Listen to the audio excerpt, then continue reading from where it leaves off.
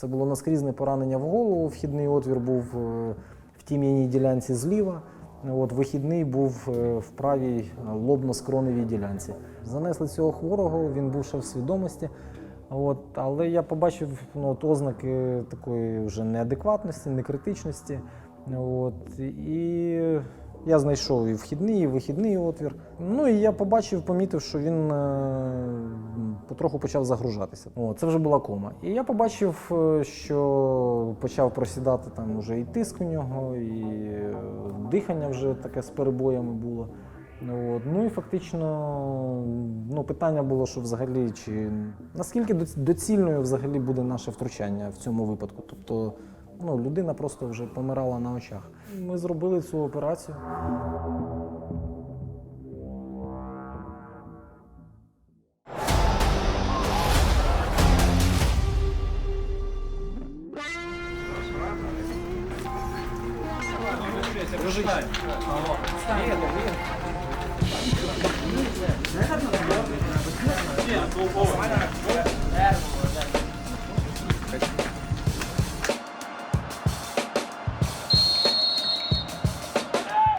Ми на матчі юнацьких команд «Зорі» та «Металіста», але наша основна увага прикута не до футболістів та тренерів, а до головного арбітра. До 24 лютого Дмитро Кубряк поєднував дві професії – нейрохірурга та футбольного рефері. Після повномасштабного вторгнення він не міг залишитись осторонь. У цьому інтерв'ю він нам розповів про оточений Маріуполь, як лікував наших бійців на заводі імені Ілліча та про повернення із російського полону. У нашому інформпросторі дуже багато матеріалів про наших бійців, і не так багато ми говоримо про медиків. Їх роль у цій війні так само надважлива. Якщо тобі подобаються ось такі матеріали, обов'язково постав лайк цьому відео, і не забувай про наших партнерів, компанію Parimatch. У них крута акція. Заряджай на улюблену команду. Деталі шукай у закріпленому коментарі під цим відео. Дмитро, перша офіційна гра після повернення, після всього того, що ви прийшли. Які у вас зараз емоції, які це враження, коли одягаєш цю форму, коли бачиш цей свисток, коли виводиш команди на поле? Що це за відчуття? Звичайно, я чекав цього дня, чекав цього моменту, коли знову зможу вивести команди на футбольне поле, знову зануритися в цю атмосферу футбольної гри. Можна сказати, мріяв про це весь цей час. Мрії, як відомо, збуваються, якщо ти цього дуже хочеш. То можна сказати, що моя мрія повернутися на футбольне поле здійснилася сьогодні. Як оціните вашу фізичну форму після всього того, що ви пережили? Я знаю, що ви багато ваги втратили, мені люди розповідали. Скажіть, десь вже оцей момент, коли тяжко він пройшов, десь потроху набираєте цю форму? Звичайно, що форма не є оптимальною, що відновлення і набуття оптимальних кондицій в процесі. Але, в принципі, 90 хвилин сьогодні старався бути якомога ближче до моменту. В принципі, таких якихось, мені здається, кардинальних помилок не допустив сьогодні в грі. Звісно, що треба трошки швидше, можливо, реагувати на якийсь момент. Був на початку другого тайму, коли такий досить жорсткий стик був футболістів. Трошки, можливо, швидше треба було відреагувати. Але так загалом, я думаю, що, звісно, що оптимальні кондиції попереду, але крок за кроком я до них рухаюся. Коли ви зрозуміли, що 24 лютого, напевно, що все повністю кардинально змінюється, і що відчули в той момент, як ви прийняли це рішення, що потрібно йти, допомагати, потрібно рятувати бійців? Дивіться, я прийняв рішення трошки раніше, не 24 лютого, я в Збройних силах з вересня 2020 року. З вересня 2020 року я на 20-й рік я навчався в очній аспірантурі в Інституті нейрохірургії в Києві. І прийняв рішення, що треба бути корисним і для своєї батьківщини, і вирішив послужити 2 роки нейрохірургом саме в військовому госпіталі. Призвався, і в мене якраз мав закінчуватися контракт у вересні 22-го року. Тобто він вже фактично мав закінчитися. Війну зустрів в Дніпровському госпіталі, де, в принципі, і проходив службу. В 5-й годині ранку подзвонив колега, сказав, що почалася війна, нас терміново зібрали усіх лікарів, медсестер, ну, весь штат госпіталя вранці. От. Ну і все, і ми перейшли на роботу в режимі 24/7, в режимі нон-стоп. Це був великий потік поранених щодня. От. Ну і ми фактично жили в госпіталі. От. Ну, ми зрозуміло, тому що ми були штатними працівниками госпіталя. Крім нас, дуже багато цивільних було, і лікарів, і медсестер, і санітарів, які хтось призвався, хтось просто приходив, допомагав. От. Тобто це був такий великий колектив, який в єдиному такому пориві працював на благо, з метою збереження здоров'я наших поранених бійців.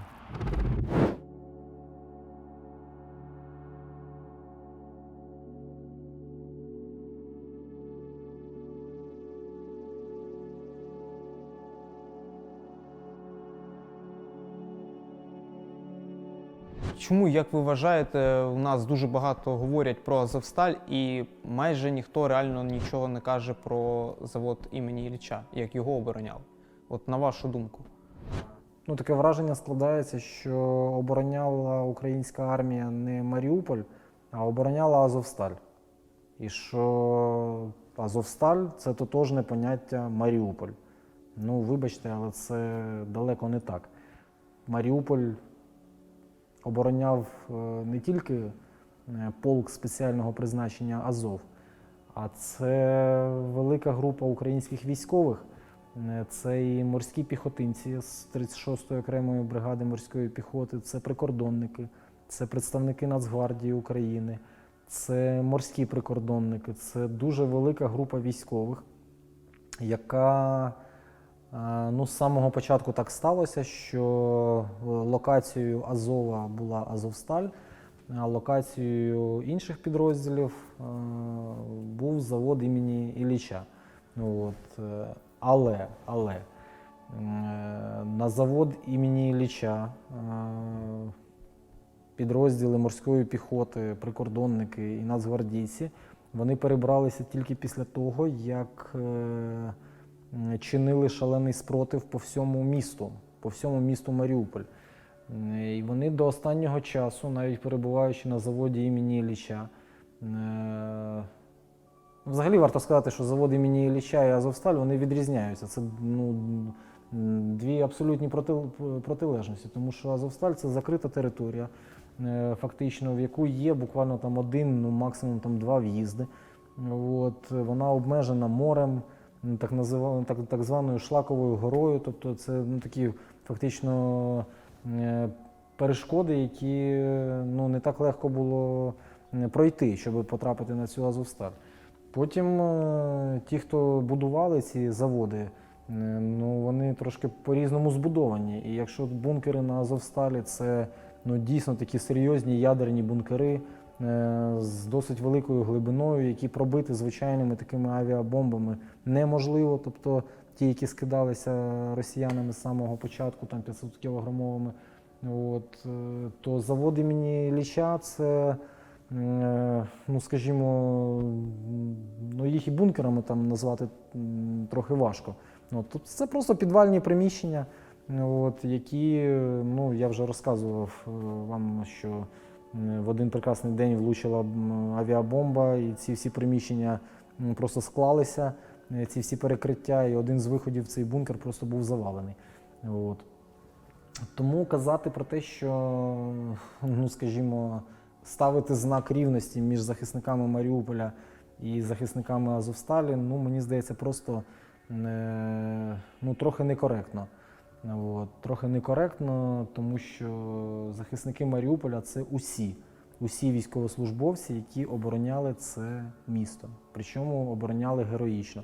І те, що там, підрозділи, ті, які перебували на заводі імені Ілліча, вони потрапили до полону трошки раніше, це не каже про те, що вони обороняли Маріуполь менш героїчно.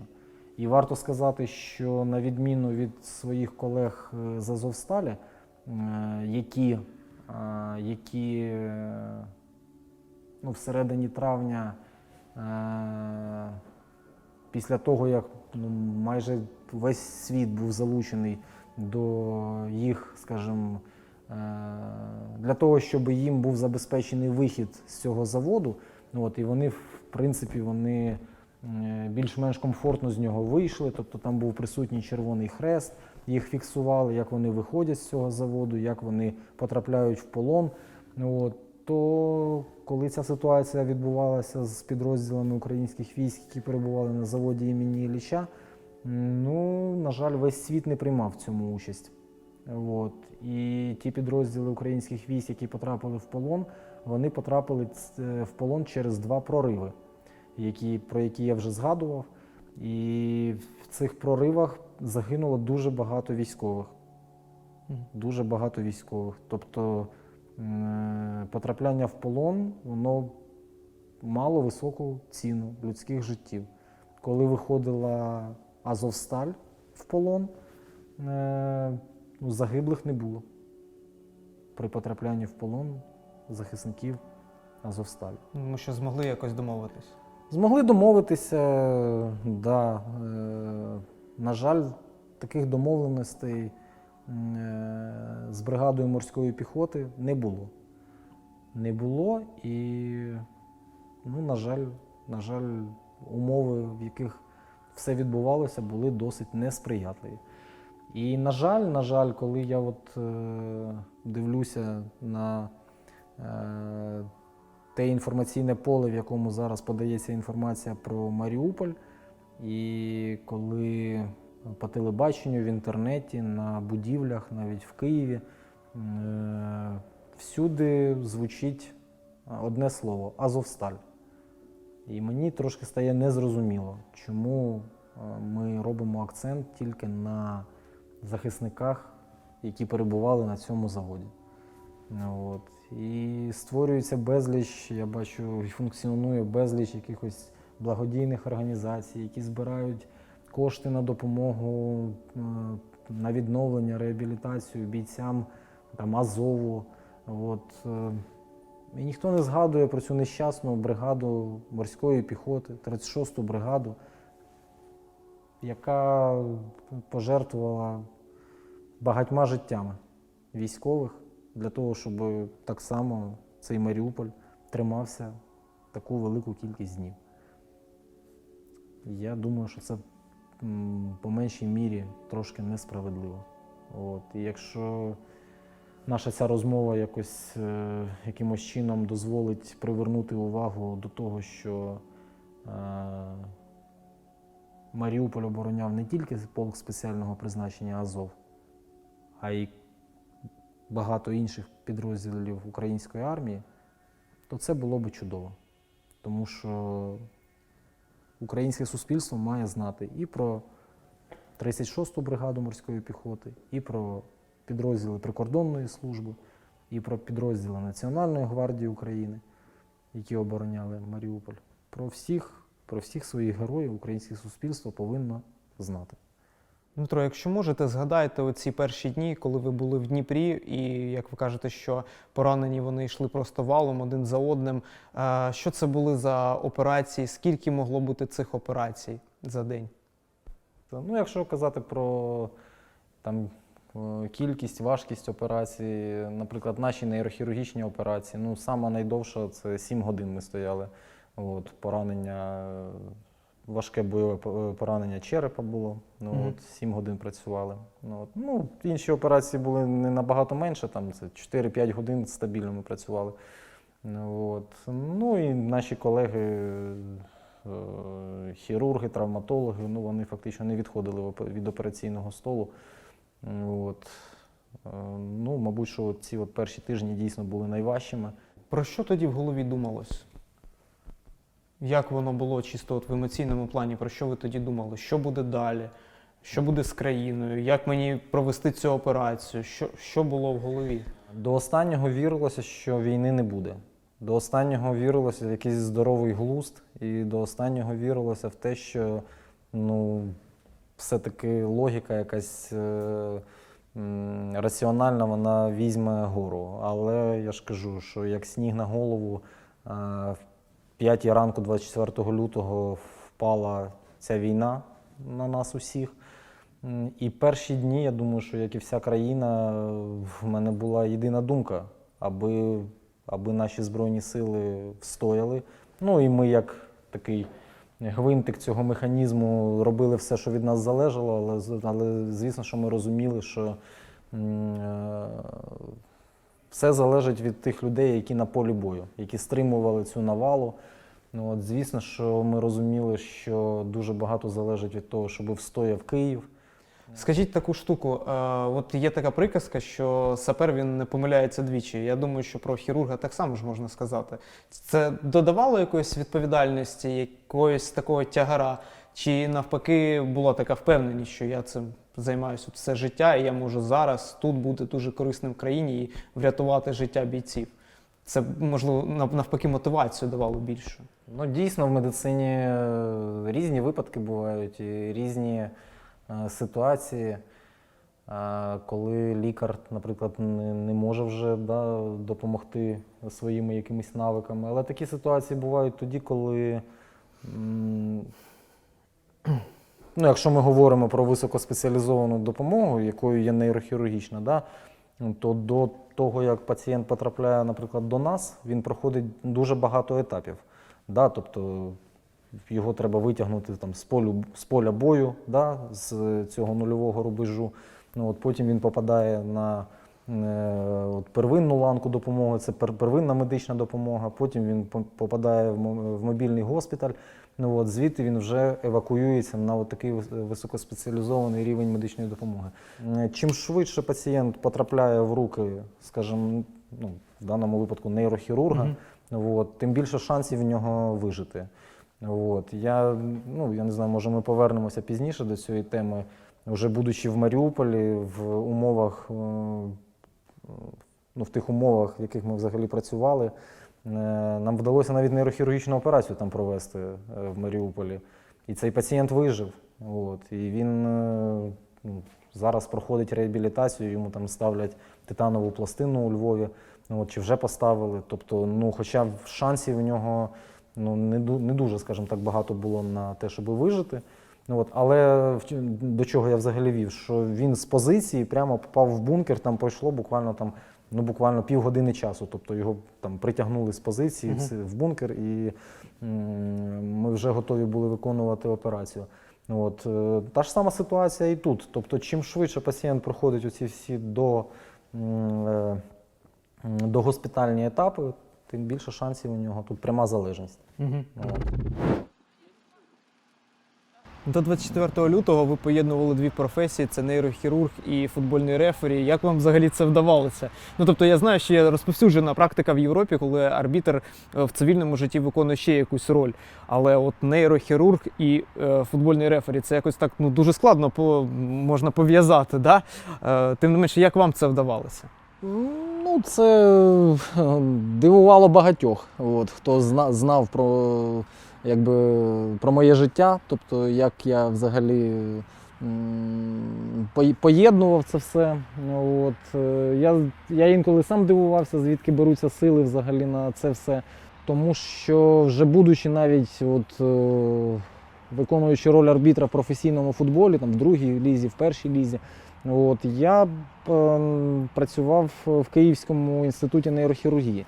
В інституті нейрохірургії і мій звичайний день починався там з самого рання. В 9-й годині це був захід в операційну. Виходив з операційної десь 5-6 це мінімум вечора, а то й пізніше. В 7-й годині потрапляв додому. Залишав одні речі медичні, брав інші. І йшов займатися фізпідготовкою, тому що вимоги дуже такі серйозні в комітету арбітрів до фізичної підготовки арбітрів. Ми постійно Наша фізична підготовка була під контролем. От, ми відправляли постійно наші тренування інструктору з фізичної підготовки. От, ну і після тренування я потрапляв додому там, в 9-10 годині вечора. От, просто там, потрапляв в душ, бачив подушку, диван і все. І день закінчувався. І в такому ритмі це життя продовжувалося досить багато років після закінчення інституту. От. Ну, от якось так і поєднував. З якими думками лягали спати у ці перші дні?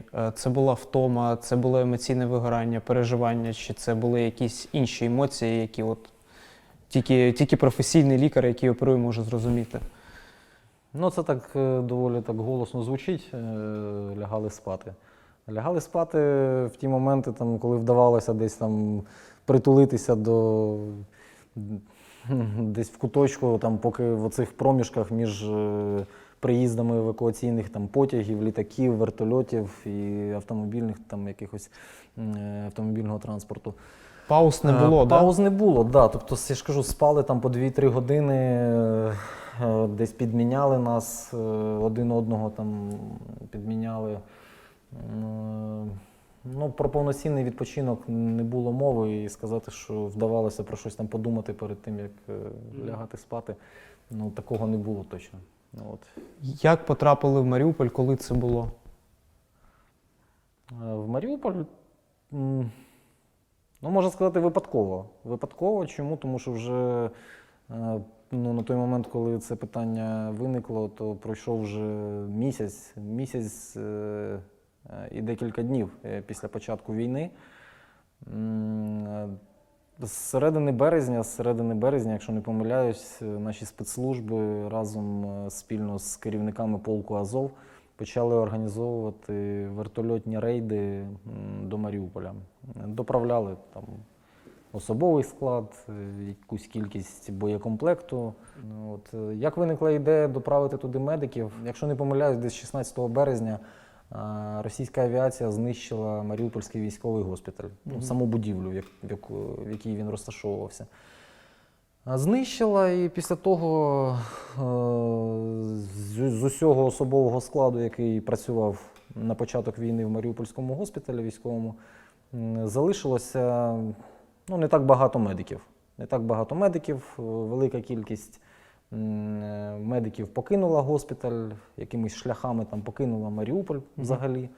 От, і залишилась невелика група медиків, які були після того розділені на дві такі підгрупи, десь по 20 медиків в кожній. І ці дві групи розділилися, і вони поїхали на дві локації. Одна поїхала на Азовсталь, інша локація поїхала на завод імені Ілліча.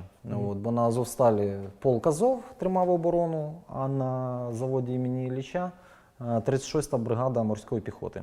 Як ви туди дісталися? Ви дісталися на Ілліча, я так розумію, як оцей процес? Вас перекинули гвинтокрилом, чи яким чином ви там опинилися? Я зараз розкажу. Коли почалися оці рейди, 28 березня командир нашого госпіталю зібрав особовий склад хірургічної, анестезіологічної клінік і запропонував. Підкреслю, що саме запропонував, тому що це не був там наказ, і ти і більше ніхто. Тобто запропонував, тому що всі розуміли ризики, які очікували. Запропонував полетіти в Маріуполь з метою підсилення тих угруповань медиків, які працювали вже там. Висловив бажання. Я і ще 3 моїх колег. 30-го числа, десь близько 5 чи 6 години вечора, нас цю четвірку зібрав командир у себе на нараду. Ще раз запитав, чи ми всі впевнені, чи ми не передумали. Ще раз підкреслив те, що фактично це квиток в один кінець і ніяких, звісно, що гарантій безпеки чи збереження життя ніхто дати не міг. От. До кінця ми не розуміли, як ми саме будемо діставатися. Там про вертольоти мова не йшла. Тобто там нам казали, що просто доправлять. Як доправлять? Ну, якби, звісно, що це мало бути таємницею. У вас же там родина, дружина, дитина. Як ви пояснювали своє рішення, що я лечу, і мені сказали, що це може бути квиток в один кінець. Як ви наважились на це? Ну, дивіться, я нікому не пояснював нічого. А, ви просто нікому не сказали? Нікому не казав, нікому не пояснював. Тобто це все всі дізналися, ну, скажімо, постфактум, уже коли я перебував там в Маріуполі. А для себе як прийняли таке рішення? Ну, мені важко відповісти однозначно на це питання. Причин, можливо, їх, ну, вона не одна, мабуть, причина, як я ухвалив це рішення.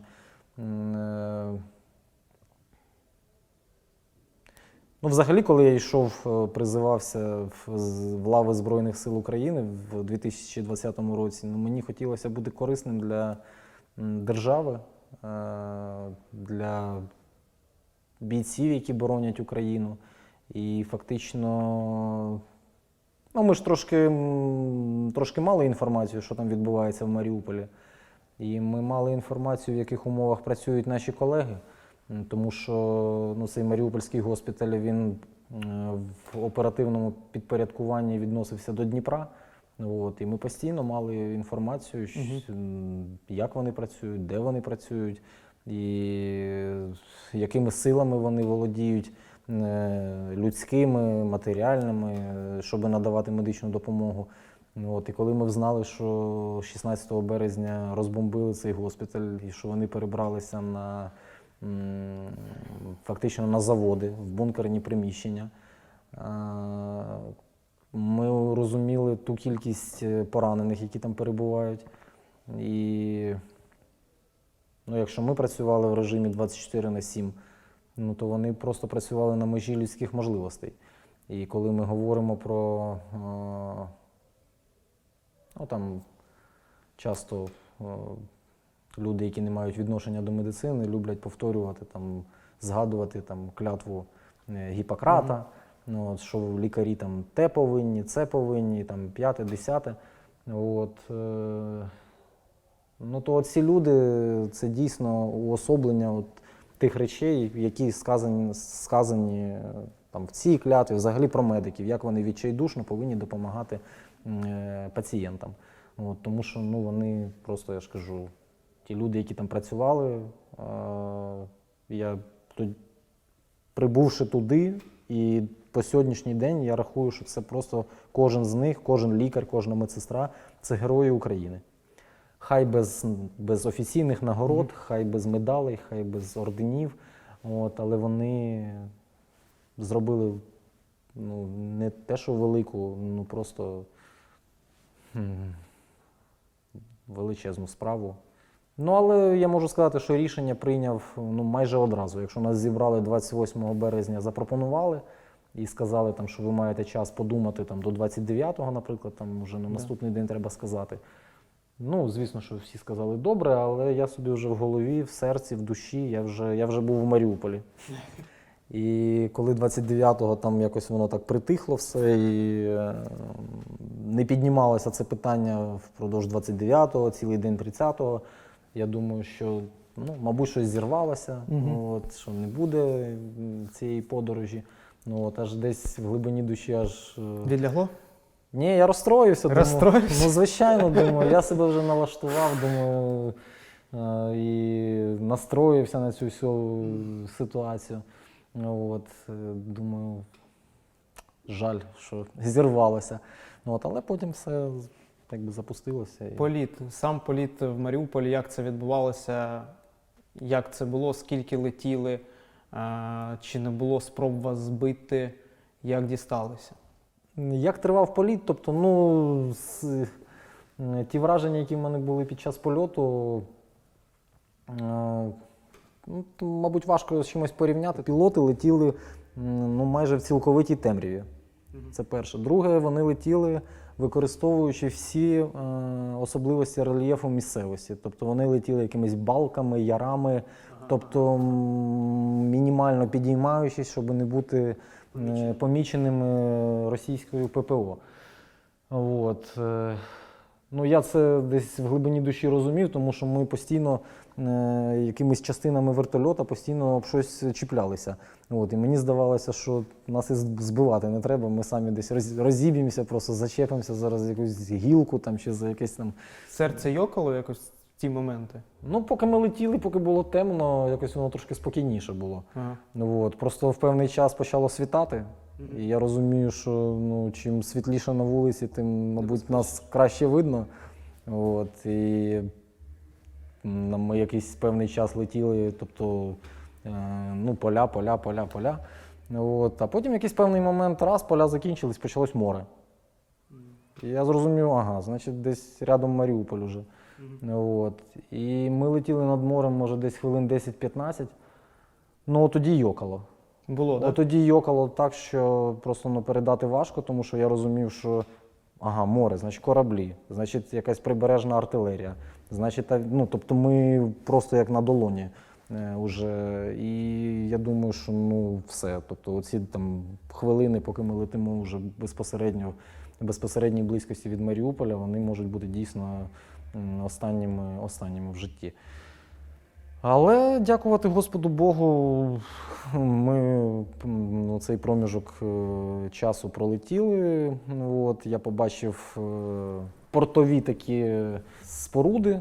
От. Ну і ми почали спускатися і приземлилися на такій площадці. Ну, от, пізніше вже зрозуміло, що це Маріупольський торговий порт. От. Ну і коли ми приземлилися, ну, почалося найцікавіше.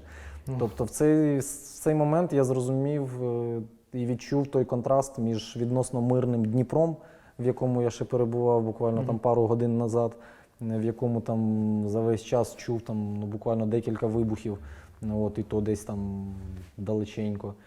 І між Маріуполем. В чому полягав цей контраст?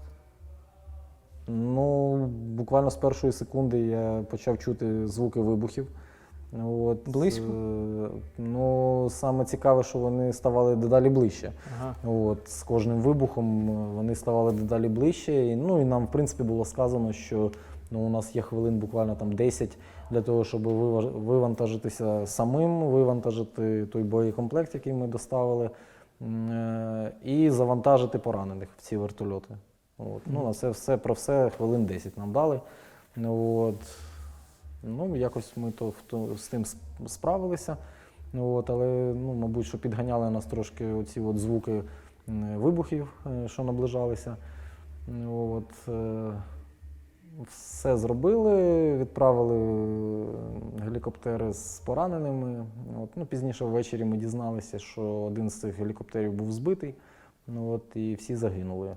Поранені, пілоти і супроводжуючий персонал, на жаль. Коли летіли туди, скажіть, чи були якісь розмови з колегами, які теж були на борту? Мовчали.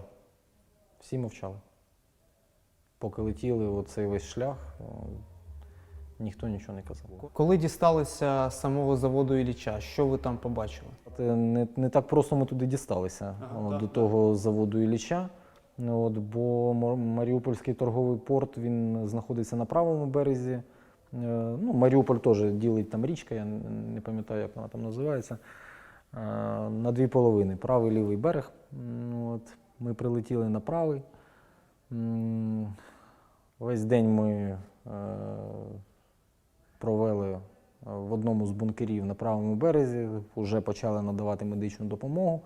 От, і пізно ввечері нас забрали, привезли на щось по типу причалу, де нас чекав моторний човен. Ми загрузилися в нього самі, загрузили знову ж таки боєкомплект.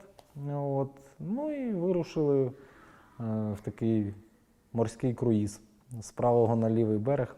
Рухалися то з вімкненим мотором, то вимикали його. Тобто, ну, знову ж таки, людина, яка там займалася керуванням цього катеру, теж дуже професіонально діяла. От, ну, пливучи, ми бачили російські кораблі в безпосередній там, близькості, ну, буквально там 150-200 метрів від нас. Тобто, знову ж таки, якби ми були, мабуть, що помічені, то Ну, не знаю, чим би це все закінчилося. Пропливли десь, можливо, 30-40 хвилин і дісталися в бухту Азовсталі, заводу Азовсталь. Ну, це такий земляний насип, там нічого особливого. От, в принципі, з нього ми вже бачили сам завод. В деяких місцях він палав. От, там полум'я, там здіймався дим. От, і логістика заключалася в тому, що в нас мають приїхати військові і забрати. Ну, але в цей самий момент, я так розумію, що дуже активно почала працювати російська авіація, і виїхати з заводу було неможливо. От, ну і нам довелося полежати на цьому пляжі, в лапках. От, ми провели на ньому десь 3-3,5 години, нарахували досить багато прольотів літаків, от, 20 мінімум. Ну і ми розуміли, що ми не є ціллю там російської авіації, звісно, ця бухта, сама бухта по собі. От, ціль – це завод, от, ну, але враховуючи точність російської зброї, що вона може там трошки відхилятися. От, і поряд з нами там були воронки від розривів снарядів, ну, досить великі, можливо, це були авіабомби.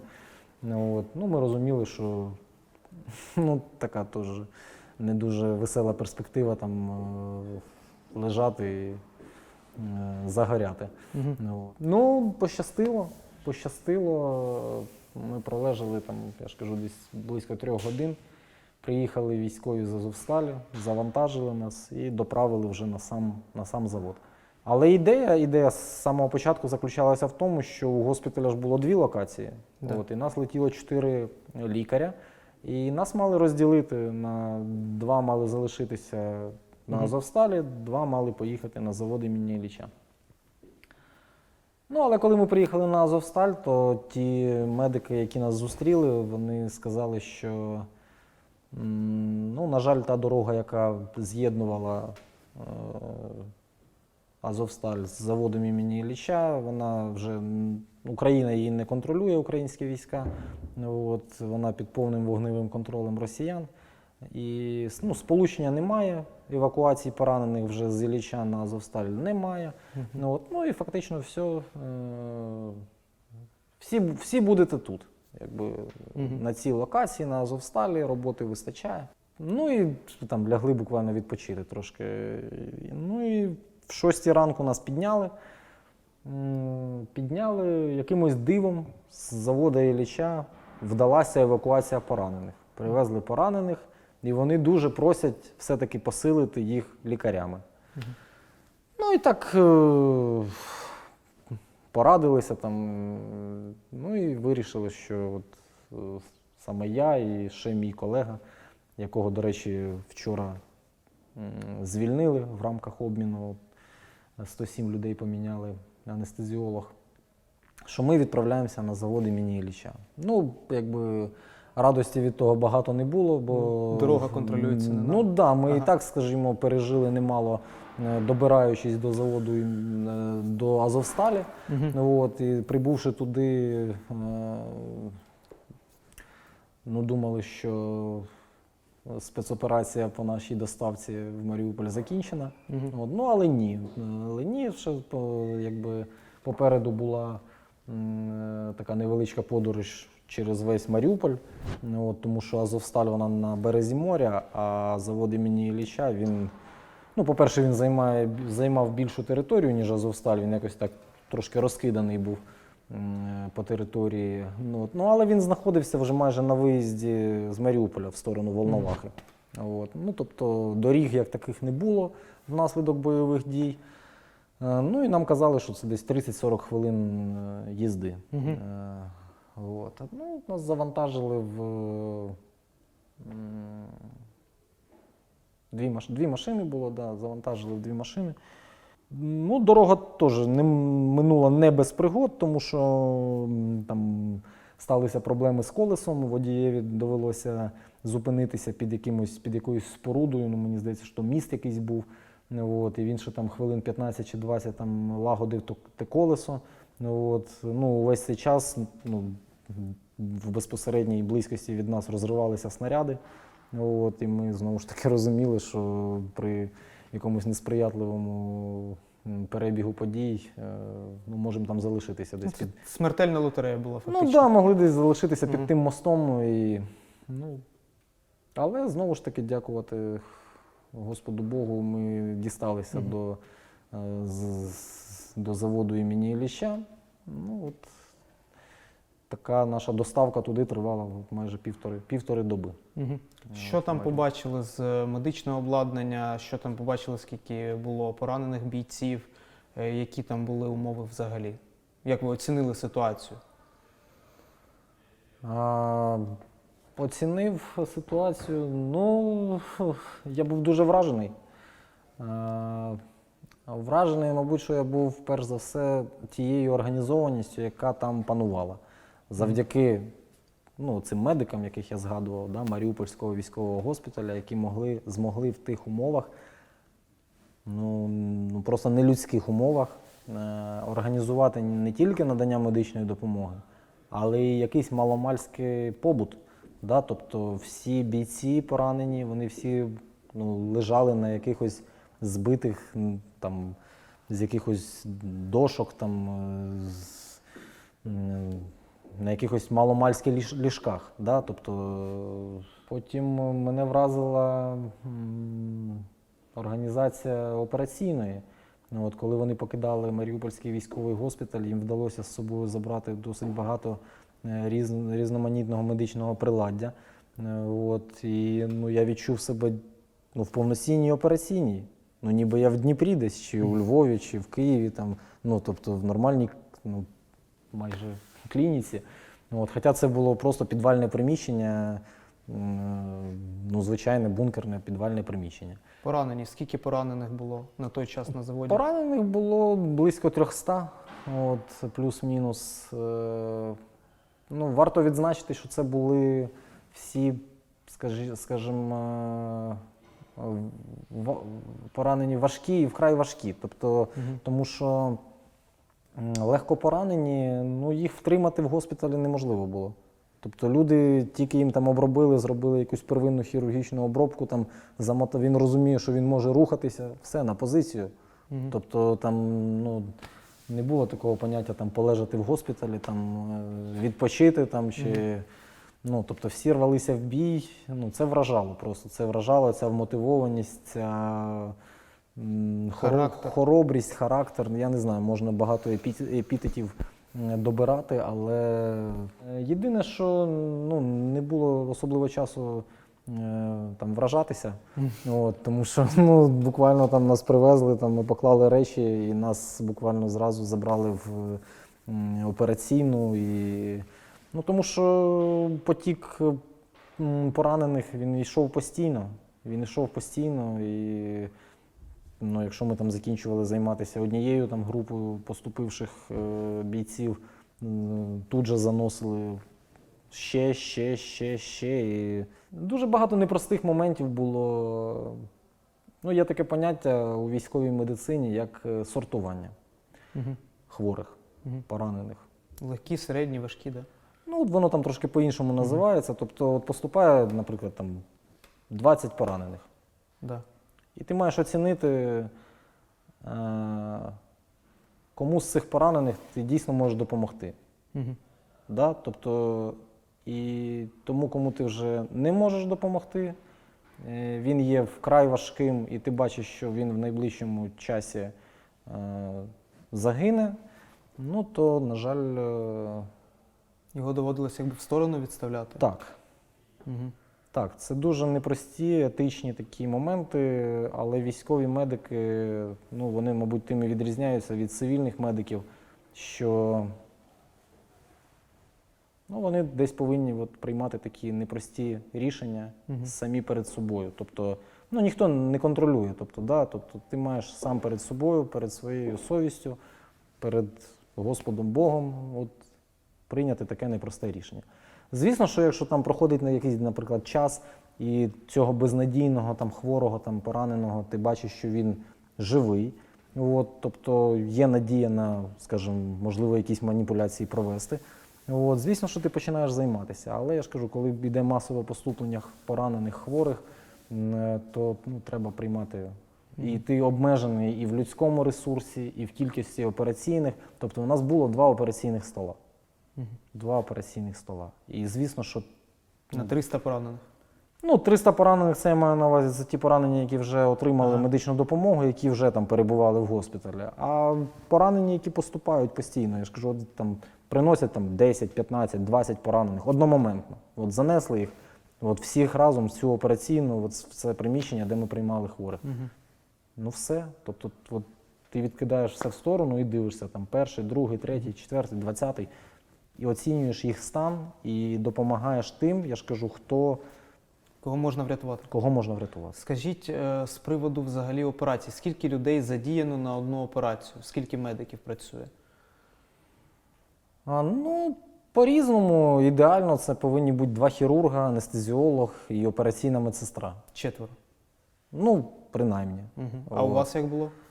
Та у нас було по-різному. У нас було, взагалі до прибуття нашого туди, на завод імені Ілліча, в них не було анестезіолога, просто щоб ви розуміли. Тобто робилися операції без анестезії? Ні, я не завершив думку. Там був анестезист. Анестезист – це людина, яка допомагає анестезіологу.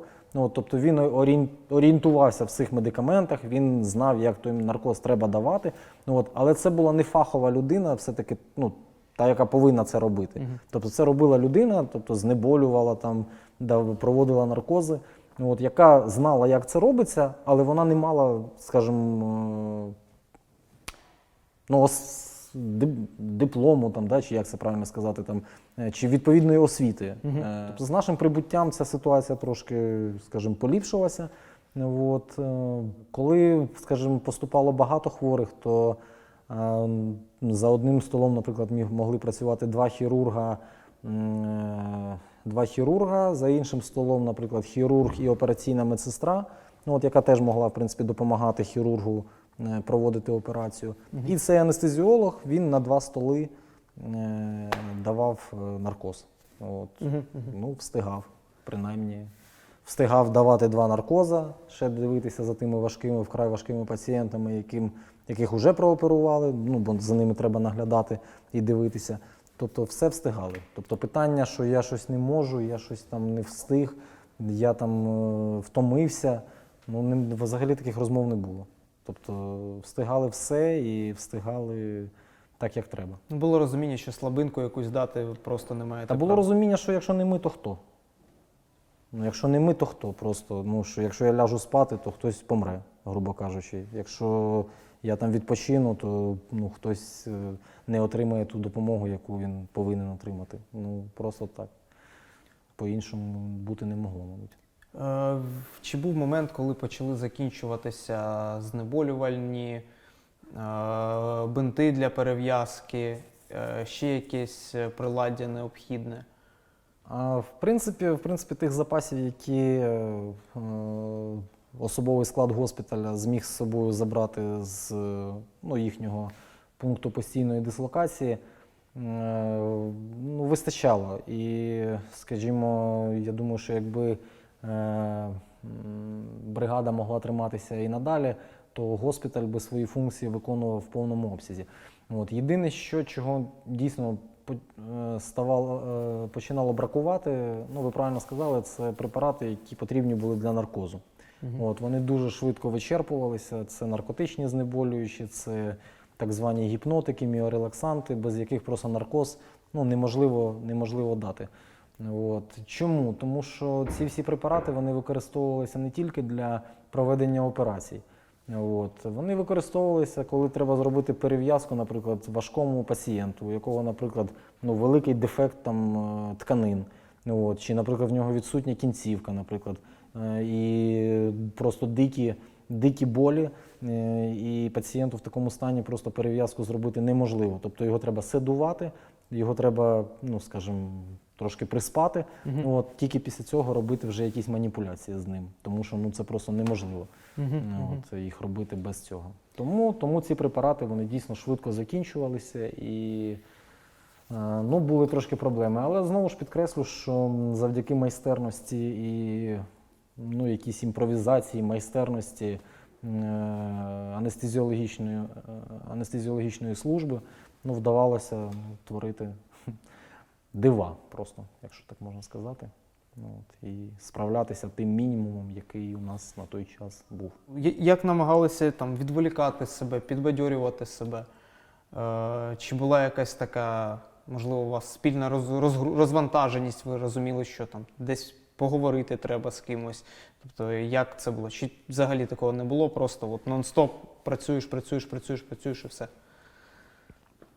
Я скажу так, що розвантажитися не виходило по тій простій причині, що ми кожного дня отримували інформацію на рахунок того, що кільце навколо заводу імені Ілліча, воно з кожним днем стає все менше. І, ну, я би не сказав, що це було відчуття приреченості. Просто було відчуття невідомості і незрозумілості того, що нас чекає.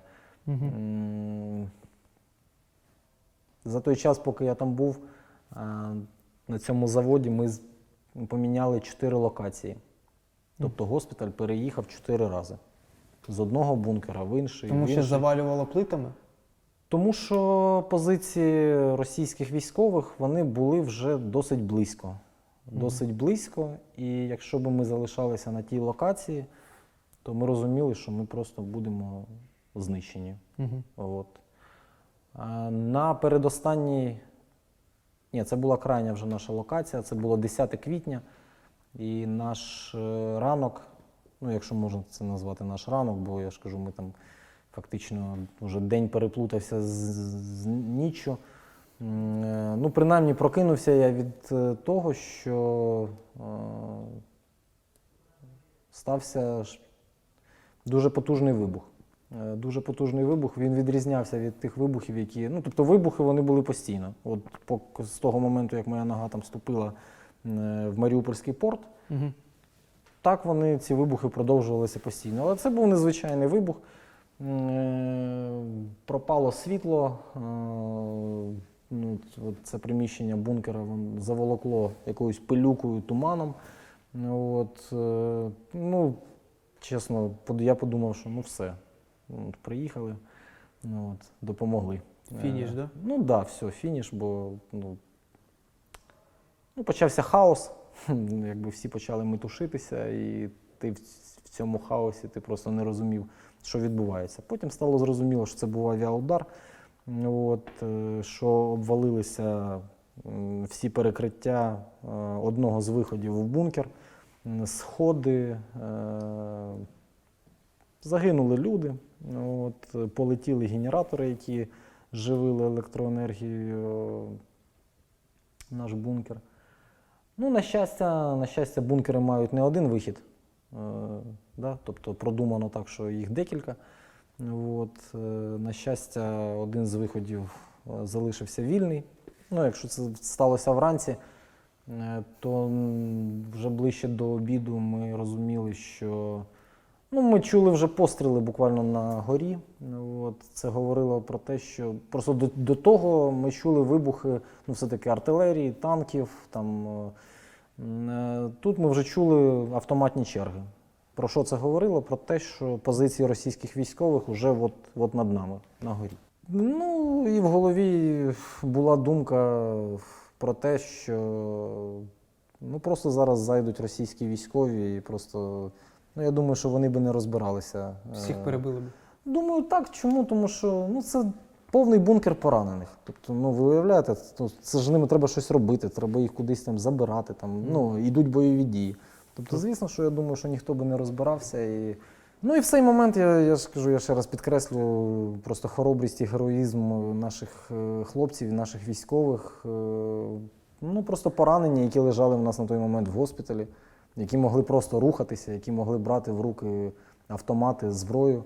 Ну, от вони просто піднялися, взяли зброю в руки і пішли нагору, просто відбивати цей бункер у російських військових для того, щоб госпіталь міг плюс-мінус функціонувати і продовжувати виконувати свою роботу. Їм вдалося? Да, відбили російську атаку і до кінця дня вже відсунули трошки російські позиції, принаймні стрілкотню на горі ми вже не чули. Але ми розуміли, що це такий акт відчаю, якщо можна так сказати. Тому що сили були переважаючі, звісно, що в росіян. І відповідно сили українських військових, вони з кожним днем ставали все менше і менше. І ввечері 10 квітня, пізно ввечері, прибув командир госпіталя з наради з керівництвом бригади. І повідомив, що вночі бригада буде виконувати серйозне бойове завдання, а саме вихід з Маріуполя. Це прорив чи це… Це прорив, так. Да. Він так і називався. Прорив з Маріуполя. Варіантів, я так розумію, бригада розглядала варіант переміститися на Азовсталь, але там щось не склалося. І єдиним варіантом виходу з Маріуполя це було подолати цю частину території, яку контролювали на той момент російські військові. Просто щоб для уявлення ситуації, до найближчих українських позицій було близько 100 кілометрів. Це ж нереально. Це ж самогубство. Просто піти кілька кільць. Кілець було, принаймні 3. Це принаймні про те, що ми знали точно. Але і чисельність бригади, щоб ви розуміли, це була там на той момент ще залишалося близько, може 2000 чоловік. Це досить велика кількість військових, ще якась техніка зберігалася. Тобто був наказ виходити з Маріуполя, був наказ йти на прорив. Тобто інших варіантів, здаватися в полон чи якихось інших опцій на той момент не було. І коли нам донесли цю інформацію, звісно, що ми розуміли, що вголос це так активно не проговорювали, але кожен з нас розумів, що виживуть не всі. Виживуть не всі, і навіть якщо пощастить вижити, все одно треба продовжувати рухатися якимись невеличкими групками, лісами, полями до наших позицій. І це могло зайняти не день, не два, а тижні з невідомим результатом. В ніч з 10 на 11 квітня ми виконали ці всі вимоги. Ми зібрали поранених, знищили майно, спалили документацію, підпалили цей бункер, в якому ми крайньому були. І висунулися в ту локацію, там, де колона мала збиратися і рухатися вже з Маріуполя. Будучи майже там на виїзді з Маріуполя, буквально тільки виїжджаючи за місто, почався шалений артилерійський обстріл. Тобто росіяни, звісно, що чекали. Вони мали інформацію, якісь там зливи інформації були однозначно. Почався масивний артилерійський обстріл, почала працювати авіація. І ми знаходилися не в голові колони, тобто в голові знаходилися бойові підрозділи, які повинні були пробивати цей коридор, проривати ці блокпости російські. Ми знаходились трохи подалі, але коли почала працювати ця вся важка військова техніка, ми зрозуміли, що передові загони колони розбиті. Розбиті, багато морпіхів загинуло, багато поранених було під час цієї спроби, які в буквальному сенсі, я навіть не знаю, як це назвати, вони просто повзли з того місця, де розбили цю колону, назад на завод імені Ілліча. Хто зміг доповзти, той вижив. А там хтось залишався? Хтось ще залишався? Коли ми побачили, що ці передові загони розбиті, командиром було прийнято рішення переміститися на в бункерне таке приміщення, яке було там неподалік. От. Ну, і там ми провели залишок ночі і день 11 квітня. З 11 на 12 була ще одна спроба прориву. От, знову загинуло там купа морпіхів. Ну, просто це, ну, це був шлях на загибель. От, це був шлях на вірну загибель. Звісно, що нікого би російські військові не пропустили би. От. Ну і, в принципі, 12 квітня, десь уже, ну, це була десь 12 година дня, нам була дана команда піднятися на гору. Ну і я зрозумів, що справа йде до полону. До полону, тому що Не було варіантів просто. інших варіантів, да, я не бачив, от, принаймні. Тобто, ну, ми до останнього виконували свої професійні обов'язки, свої функції.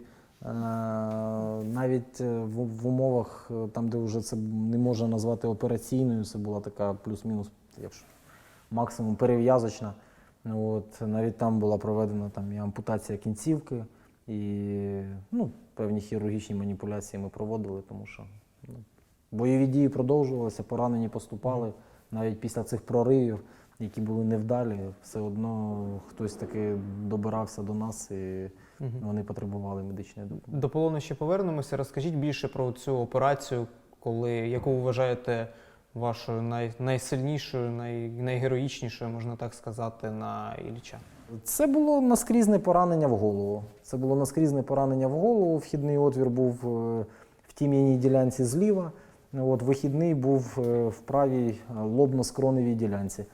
От. Ну, такою особливістю поранень в голову є те, що ну, людина ще певний час може залишатися ну, в якійсь свідомості. Занесли цього хворого, він був ще в свідомості.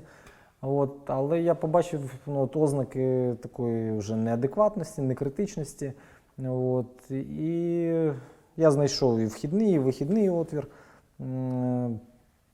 Ну і я побачив, помітив, що він потроху почав загружатися. Тобто, якщо це була якась плюс-мінус свідомість з самого початку, ну, то через буквально там хвилин 15 це вже була кома. О, це вже була кома. І я побачив, що почав просідати там уже і тиск у нього, і дихання вже таке з перебоями було. От. Ну і фактично ну, питання було, що взагалі, чи ну, наскільки доцільною взагалі буде наше втручання в цьому випадку. Тобто ну, людина просто вже помирала на очах. Але от якраз цей анестезіолог, про якого я вже згадував неодноразово, ну, він якось так це прозвучало. У нас якраз була от така, ну, якщо можна це назвати, пауза, тобто не дуже таке інтенсивне було поступлення хворих, у нас ну, були вільні руки, скажімо так. От, ну і це прозвучало в такому ракурсі, що ну, якщо ми нічого не зробимо, то він загине. От, а якщо ми хоча б спробуємо, то можливо в нього буде якийсь шанс. От. Ну, я подумав, що дійсно це так і є. От. Ну і ми зробили цю операцію. От. Ми забрали там велику частину нежиттєздатного вже мозку, от, так званий мозковий детрит. От. Отримали велику порожнину. От. Під час операції ну, майже не було тиску в пацієнта, тобто це був тиск там, 60/20, там, 50/20, там, тобто ну, взагалі не було тиску. Ну, зробили всі необхідні процедури. От, і по завершенню операції ну, він був вкрай важкий, і ми розуміли, що так, ми зробили ці маніпуляції, але ну, чи в них був сенс, ну, ніхто не міг точно сказати. Але пройшов день, пройшов другий, третій. От. Да, він був ще без свідомості на той час, от. Ну, але потрошку почав вирівнюватися тиск артеріальний. От. Потрошку він роздихався, почав самостійно дихати. От. Ми бачили, що в нього збережені рухи в кінцівках. От. Звісно, що в нас була купа іншої роботи, тобто так постійно там дивитися на нього одного не було можливості, але дівчата, медсестри от, там приглядали, робили призначення. Ну, десь, мабуть, за тиждень. Ну, він вже підіймався самостійно. Він вже підіймався самостійно і він вже намагався брати ложку і навіть щось вже намагався їсти. Ну, ну, це була фантастика просто в тих умовах. І, ну, але все одно мені здавалося, що навряд чи він вискочить. Ну, тому що черепно-мозкова травма, вона, тим паче бойова, вона має особливості, що гострий період триває до місяця. І оці ризики, вони постійно зберігалися. Але потім, уже будучи, коли ми потрапили в полон, ми якби загубилися, його забрали в лікарню, ну, ці представники російських військових. І ми загубилися, тобто я не бачив, де він, що він. А потім вже тижня, мабуть, що за 3, вони почали вертати поранених з лікарні в колонію вже. І коли оцей автобус, ну, етап цей відбувся, я бачив його в цьому автобусі. Що він був живий? Що він живий, да, в нього немає там, ну, грубо кажучи, півголови. І його таки не прийняли в колонію, сказали, що він не може знаходитися в колонії з, ну, скажімо, з таким дефектом, з таким дефіцитом, і відправили назад на лікарню. І він був обміняний 29 червня, коли поміняли 144 наших бійці, поранених, там, ампутантів, і його в тому числі. Тобто зараз ця людина жива? Так от я не знав це, і коли я вийшов з полону і почав спілкуватися зі своїми колегами, ну і почав розказувати, що такий випадок був, що такий пацієнт був, що він живий лишився, і цікаво, де він. А вони кажуть, так в нас лежав такий хлопчина, там 2 місяці в нас лежав. З червня, я кажу, а який позивний? Там, вони назвали. Я кажу, то це він. Він виявився, що він живий, виявляється, і його скерували вже на той час з Дніпра у Львів на те, щоб вже заміщати цей дефект кістковий титановою пластиною, тобто робити косметичну таку операцію. Я кажу, а як він взагалі, як він там, обходить себе, тобто наскільки він критичний, наскільки він адекватний. Так кажуть, там і в магазин сам ходив, і обслуговує себе, і все абсолютно нормально. В нього виявилася дружина є, його син теж воює там десь в складі Збройних сил України. Ну, така історія. Тобто, вона фантастична в якомусь сенсі, бо одна справа, коли це все відбувається там в мирному житті, в якихось спокійних, комфортних умовах операційної, а інша справа, коли це людина заноситься просто на руках з позиції і навіть після цього всього виживає. Пояснень цьому якихось логічних немає. Але так є. Для вас це лікарське щастя? Коли виживає такий пацієнт?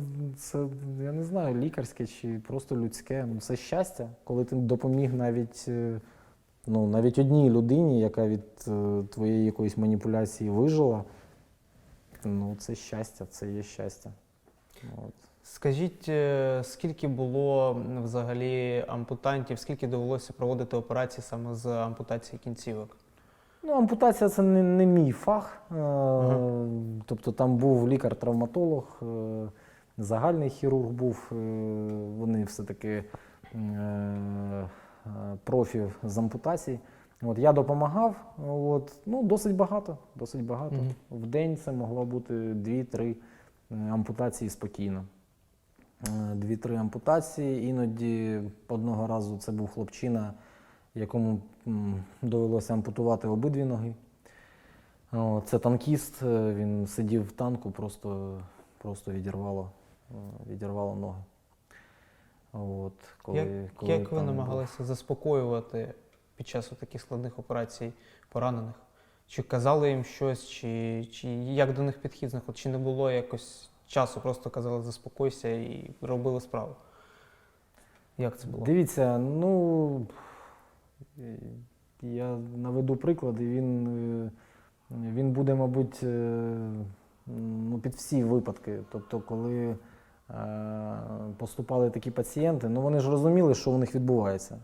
Вони ж, да, це був травматичний шок, але коли це ставалося, вони ж бачили, що там, наприклад, там нема ноги, там гомілки немає, там, наприклад, чи вона висить там на шкірному якомусь клапті. Ну, вони ж це все прекрасно розуміли. І коли вони попадали в операційну, ну да, це там перше, це дикий біль, шок. От. Ну, але коли вони плюс-мінус трошки стабілізувалися, там больовий цей шок трошки ми знімали. От. Ну, вони самі казали, що ну, ми, звісно, там починали заспокоювати якось, що ми там будемо пробувати щось там врятувати. От. Ну, ми чули у відповідь, що док, робіть, що треба. От. Якщо там гайки, то не грайтеся, відрізайте. Зараз протези такі, що краще, ніж нога своя. От. Тобто абсолютно спокійно, абсолютно адекватно. Ну, істерик я не пам'ятаю. Якщо ви думаєте, що уявляєте масштаб катастрофи у Маріуполі від злочинів Росії, то запевняю, навіть близько не уявляєте. Ми, медики, цілодобово під обстрілами ворожої авіації та артилерії намагаємося допомагати не лише військовим, а й цивільним, бо швидкі вже не їздять і ніхто нікому не допомагає. А чи не кожна бомба, град, руйнування – це не просто поранені, це відірвані руки і ноги, вибиті очі, розірвані осколками тіла, випадаючи нутрощі. Я розумію, це боляче слухати, бо серед поранених і загиблих, можливо, є ваші рідні і близькі. Але слухайте, бо ви маєте розуміти ситуацію і діяти, нагадувати про Маріуполь, кричати про нього, бо ми не хочемо бути героями і мучениками посмертно. От ті звернення, да, які були від медиків Маріуполя, на жаль, загибла Олена Кушнір, це максимально сильне звернення в емоційному плані про те, що люди в Україні не усвідомлюють взагалі масштабу катастрофи Маріуполя. Справді, от воно так було, ми всі от мирні люди, ми не усвідомлюємо, наскільки там жахливо було. Ну, думаю, да. Думаю, так. І я не усвідомлював, доки не потрапив туди. Та, мабуть, що, ну, якщо брати будь-яку ситуацію, наприклад, ну, таку надзвичайну, ну, її змоделювати в такому спокійному житті дуже важко. Коли ти знаходишся в комфортних умовах, коли в тебе, ну, є світло, вода, там, навколо там, не стріляють, не вибухають якісь снаряди. Ну, як ти себе помістиш в таку модель, в такої ситуації? Ну, от, коли ти опиняєшся безпосередньо в ситуації якогось такого апокаліпсису, там, да, Армагеддона, ну, то ну, ти швидко з нею зливаєшся, тобто ти вже стаєш частиною цієї ситуації. От, і дійсно, Маріуполь – це, ну, я не знаю, це, мабуть, от, крайній випадок, коли було щось подібне. Ну, це всім відомо, ну, от, чи 16-й, чи 17-й рік, коли російська авіація бомбила сирійське Алеппо. Просто стирала його з лиця землі. І ці відомі кадри, які облетіли весь світ цих дітей, цих жінок, і, ну, просто це була гуманітарна катастрофа. Ну, але це ж було десь далеко від нас. Це ж було Алеппо, це ж була Сірія, це ж, ну, а ми тут в Україні. От. Ну, виявилося, що у нас сталося своє Алеппо. Це Маріуполь. Ну, я думаю, що він назавжди залишиться в пам'яті нашого народу. От. Я певен, що він рано чи пізно повернеться в склад України. От, але та ситуація, яка з ним сталася, вона назавжди закарбується в нашій пам'яті, в історичній пам'яті. І це буде, ну, просто не на рік, не на два, це буде на покоління вперед. От, ми просто не можемо цього забути і того, що там сталося. І ті звірства, які вчиняла російська армія в Маріуполі. Полон, як ви потрапили в полон, розкажіть, де саме ви перебували і які були умови? Після заводу імені Ілліча нас доправили в такий фільтраційний табір. Він розташовувався, є таке селище Сартана біля Маріуполя. От. Ну, це якась такі складські приміщення, така оточена, огорожена територія, складські приміщення, абсолютно непридатні до якогось перебування там людей. От, тобто це були просто такі ну, сараї там, чи ангари, чи як їх назвати, там це просто стіни і бетонна підлога. Ми там перебували разом з пораненими протягом 4 днів. 4 днів, а потім після того нас погрузили в автобуси і доправили вже безпосередньо в Оленівку. В Оленівку нас доправили 16 квітня. Гімн Росії включали, психологічно якось намагалися тиснути на полонених, на вас. Чи казали, що там Харків – це Росія, Одеса – це Росія? Я чув таке, тому що ви ж були відрізані фактично від інформації. Так, да, у нас був інформаційний вакуум. Ми не володіли інформацією, що відбувається, як відбувається. Ну і нам постійно, звісно, зранку до вечора говорили, що а куди ви збираєтесь повертатися? Що України вже немає майже, там половина вже під нашим контролем. Там Херсон, Миколаїв, Одеса, от вже під Києвом стоїмо. З заходу Львівська, Волинська область – це вже Польща, Закарпаття – це Угорщина. Куди ви збираєтесь повертатися?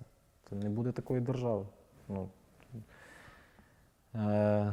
Ну і, звісно, це тисло.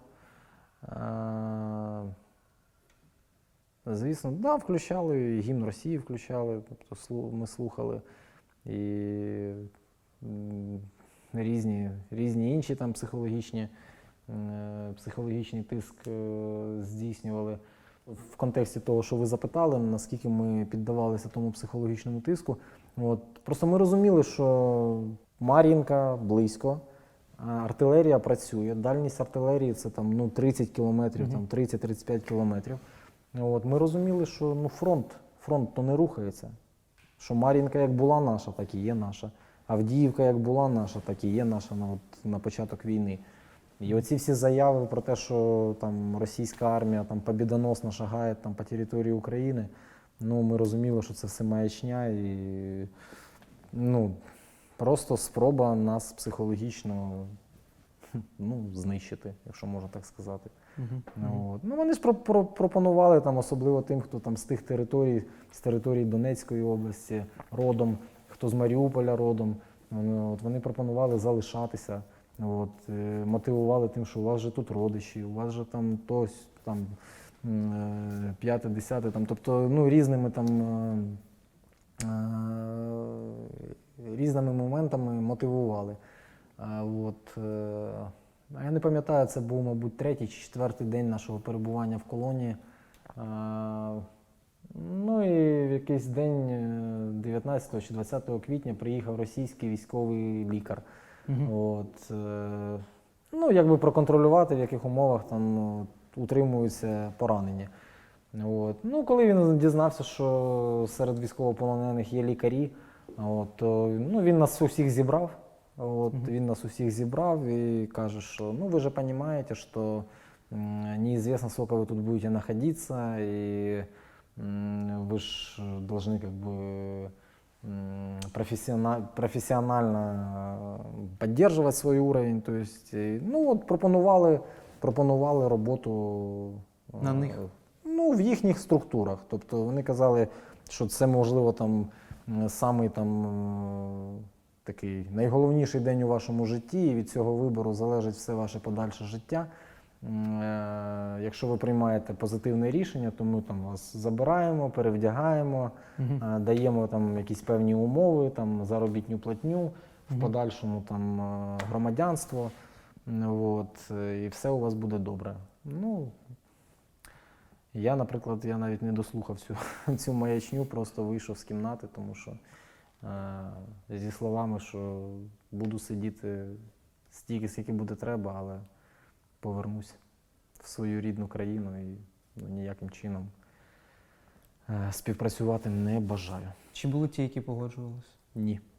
Жодної людини? З тих медиків, які перебували зі мною в Оленівці. Я не можу розписуватися за всіх медиків і взагалі за інших військових, за інші там локації, де перебували військовополонені, тому що Оленівка – це була тільки одна із локацій. Да? Полонені були і зараз залишаються розкиданими як на території так званих Донецької, Луганської народних республік, так і по всій території Росії, по колоніях. Тому не знаю, як там хто відповідав, але принаймні ті медики, які зі мною перебували, всі відмовились.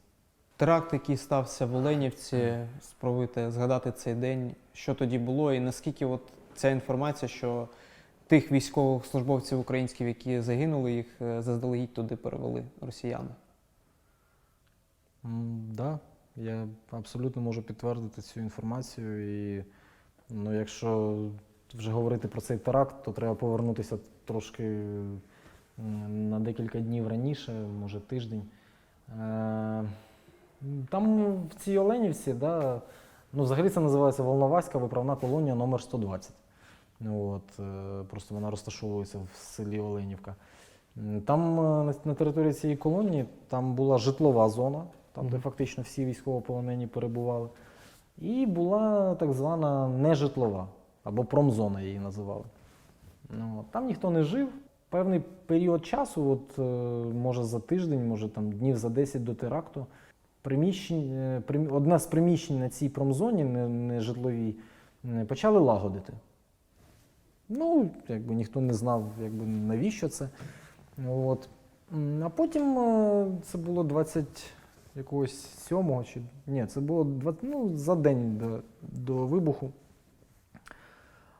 Представники адміністрації колонії, просто вони підійшли до до бараків, там, де перебували азовці, зі списками і зачитали перелік людей, 200 людей, які повинні переселитися в це нежитлове до цього приміщення. Чим мотивували? З того, що я чув, щоб просто поліпшити умови, там, розгрузити ці бараки, там, де вони перебували, там, щоб менше було там людей, поліпшити умови ніби. Таке трошки притягнути за вуха формулювання, але тим не менше, 28 липня вони переїжджають на цю локацію, і 29-го відбувається вибух. Співпадіння? Не думаю, що такі співпадіння можливі. У нас, як медиків, звісно, що залучили до надання допомоги. Це відбулося не зразу. Вибухи пролунали десь в половині 12-го вечора. Нас закликали туди десь, може, хвилин за 30-40. Те, що я там побачив, це, я не знаю, важко взагалі з чимось порівняти. Я, незважаючи на те, що я мав досвід роботи в медицині, в цивільній медицині, вже на цей час там більше 10 років, я не бачив такого ні до, ні, я сподіваюся, що я і після такого не побачу. Просто це дуже велика кількість понівечених людей, важко поранених. Крім тих 50, близько 50, що загинули на місці, просто згоріли в цьому ангарі під час вибуху. Ще 5 хлопців ми намагалися врятувати, але вони загинули на етапі надання нами допомоги. І ще 80, порядка 80 ми змогли стабілізувати, і вони були відправлені в лікарню. Але цинізм всієї ситуації полягає в тому, що якщо вибухи сталися десь в половині 12-го вечора, перша машина з пораненими відправилася в лікарню десь в 4:30 ранку. Тобто десь 5 годин хлопці просто лежали під відкритим небом на галявині. І Просто представники адміністрації колонії стояли поряд, ну і просто спостерігали, як хлопці мучаться. Деякі агонують, деякі стікають кров'ю, тому що тих засобів зупинки кровотечі, яких в нас були, ну, їх було недостатньо. Тобто це жгути, там, турнікети, все, що у нас було під руками, ми використовували, навіть просто якісь там ганчірки, тряпки, які там покидали нам, як собакам, ці представники колонії. Ми все використовували для зупинки кровотечі, для тампонади. Після цього теракту, десь через місяць, вони поступово почали повертати цих поранених, які вижили з лікарні, знов в Оленівку. Ну і ми побачили, що у багатьох хлопців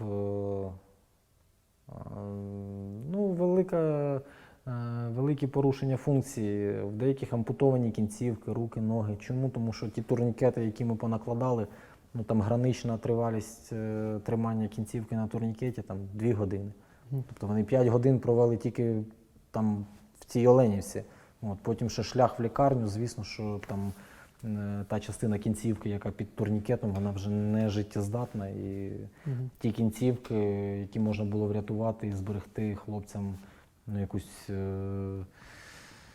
їх функціональність на майбутнє, ну, просто повідрізали руки, ноги. Ну, деякі загинули на етапі транспортування, там 2 чи 3 хлопця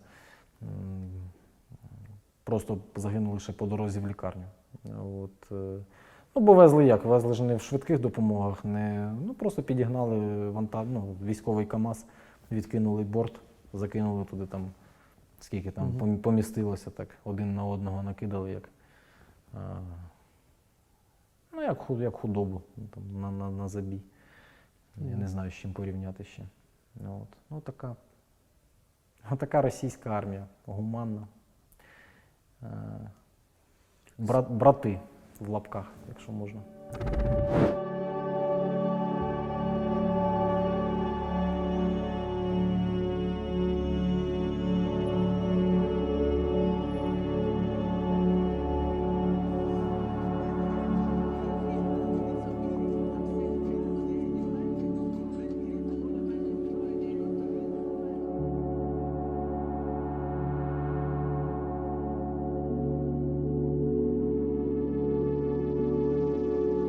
Чи українське суспільство зробило достатньо для того, щоб про Маріуполь, про полонених, про поранених, про тих людей, які там перебували, говорили в світі? Чи якби уявляли вони весь жах, що там відбувався? Ну, я не впевнений. Не впевнений, але вони робили те, що могли. І я маю великий сумнів, що це якось могло вплинути на ту ситуацію, яка там відбувалася, і під час нашого там перебування, і після, коли ми перебували в полоні, тому що я, вже, можливо, до кінця, вже після того, як стався цей теракт в Оленівці, я зрозумів, що ми ж маємо справу не з якоюсь цивілізованою країною. Тобто це країна-терорист, яка утримує, наприклад, не полонених, а просто ми в заручниках у них знаходилися. От. І сподіватися на якісь гуманні там ведення військових дій, чи гуманне ставлення там до мирного населення, чи то вже там до військовополонених, сподіватися на це неможливо. Як на мене, і держава Україна через своїх офіційних представників, і родичі всіх військових, цивільних, всі працювали і продовжують працювати на межі можливостей. От, на межі своїх можливостей, просто, на жаль, не все залежить від нас. От, маємо справу з державою, для якої відсутні якісь моральні цінності, для якої людське життя ніякої цінності і вартості немає. От, права людини – це взагалі пустий звук.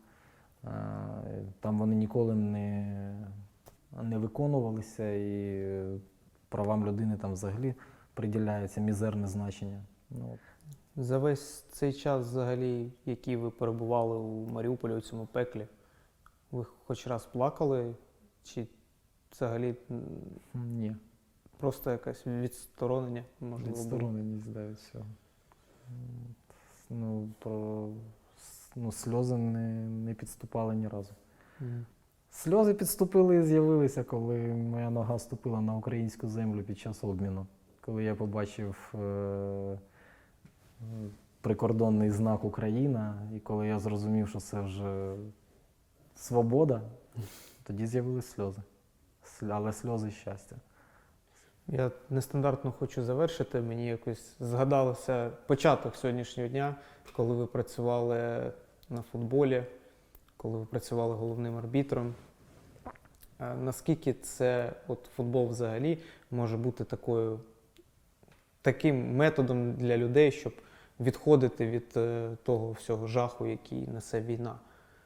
От навіть на вашому прикладі помітно, що для вас це якась емоція, це якийсь поштовх. Я рахую, що спорт це буде взагалі, от коли, я сподіваюся, в ближчому майбутньому це все завершиться. Спорт, а футбол, він взагалі буде на перших ролях. Він стане просто рушійною силою по відновленню взагалі як спорту в Україні, так і взагалі якогось мирного життя. От. Чому? Тому що футбол він завжди був, є і залишиться, мабуть, спортом номер один. Та аудиторія, яку має футбол, вона нараховує мільйони людей. І це вже зараз є такою як можливістю хоч трохи відволіктися від тих жахів війни, які відбуваються.